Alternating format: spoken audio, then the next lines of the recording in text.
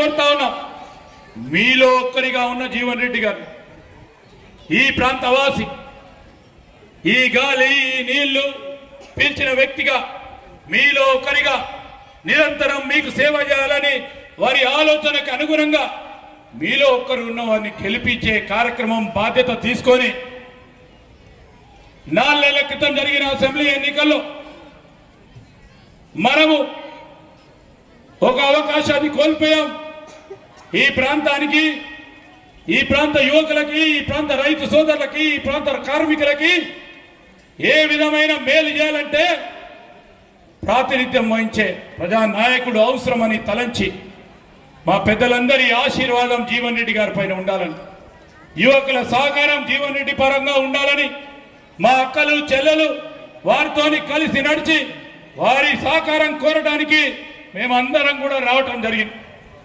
మేము చెప్తా ఉన్నాం, రేపు కాంగ్రెస్ పార్టీ అధికారంలో రాగానే రాహుల్ గాంధీ గారి నాయకత్వంలో ప్రధానమైన 5 అంశాలు మేనిఫెస్టోలో, కేంద్ర మేనిఫెస్టోలో పెట్టడం జరిగింది.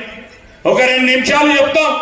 మహిళా సోదరులకు సంబంధించి రాబోయే కాలంలో రాహుల్ గాంధీ గారి ప్రధానమంత్రి అయిన తర్వాత ప్రతి మహిళా సోదరునికి ఇంటి నుంచి ఒక్కరికి ప్రతి నెల 8,500 రూపాయలు, సంవత్సరానికి 1,00,000 రూపాయలు ఇవ్వడంతో పాటు యువతకు అన్యాయం జరిగిందని, యువతకు న్యాయం చేయాలని డిగ్రీ, పీజీ, ఇంజనీరింగ్ కోర్సులు చదివి ఉద్యోగం కోసం వేచిస్తా ఉన్న యువకుడికి, ఆ సోదరునికి సంవత్సరం కాలం పాటు 1,00,000 రూపాయలు ఇచ్చి మొదటి ఉద్యోగం వచ్చే వరకు ప్రతి నెల 8,500 రూపాయలు ఇచ్చే కార్యక్రమాన్ని రాహుల్ గాంధీ గారి నేతృత్వంలో ప్రధానమంత్రి అయిన తర్వాత తీసుకునే కార్యక్రమంతో పాటు ఈరోజు బహుజనులకు సంబంధించి, బడుగు వర్గాలకు సంబంధించి సామాజిక న్యాయం చేయాలని బీసీల జనగణన మొదలు పెట్టాం.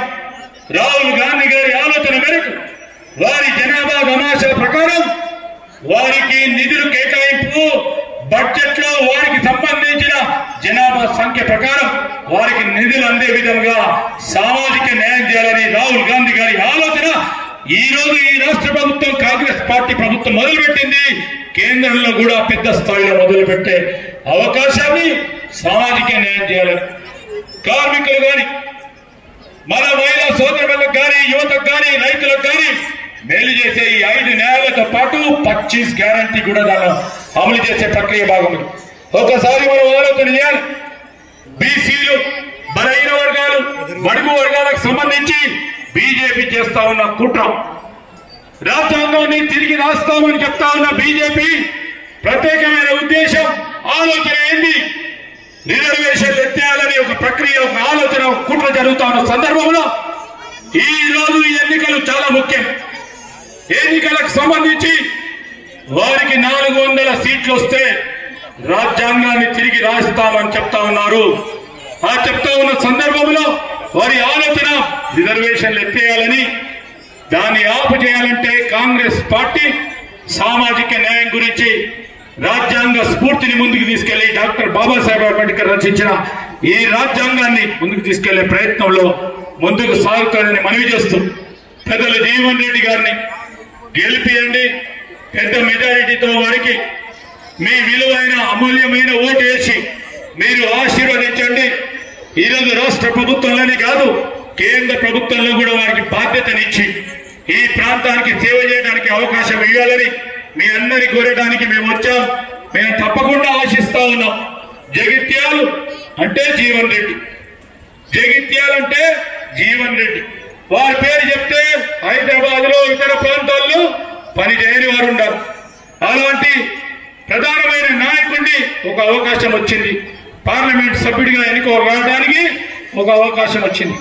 ఆ అవకాశం వచ్చిన ధర్మంలో వారిని గెలిపించి మనం కోల్పోయిన అవకాశాన్ని ఈరోజు వారికి కాదు, పని కావాల్సింది ప్రజలకు. ఈరోజు ఇక్కడ ప్రాతినిధ్యం అవసరం.